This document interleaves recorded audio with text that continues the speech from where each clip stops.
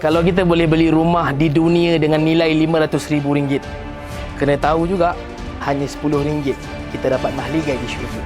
Assalamualaikum warahmatullahi wabarakatuh. Saya Farid Masri, ahli qaryah Surau Al-Muhammadi, Bandar Puteri, Bangi. Dan beginilah keadaan surau yang kami gunakan. Saya sendiri menyaksikan, merasai bagaimana panasnya, sesaknya, jemaah yang penuh ketika tu sampai salat di atas divider. Kita perlukan surau yang baru. Dan ini adalah surau yang kita gunakan selama 5 tahun dah. Dan ini adalah tapak. Bukan saja tapak, dah pun mula pembinaan. Yang mana pembinaan surau yang baru ni perlukan dana sebanyak RM2 juta. Dan Alhamdulillah kita dah pun berjaya kumpulkan RM1 juta tanpa perlu menunggu, kita dah mulakan.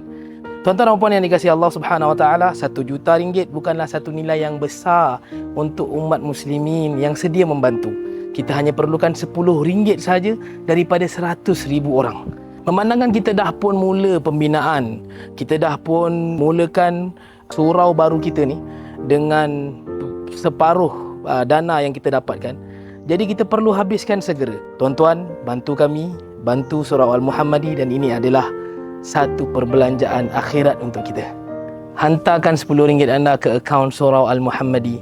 Sama-sama kita infak, bangunkan surau kita. Klik link di bawah.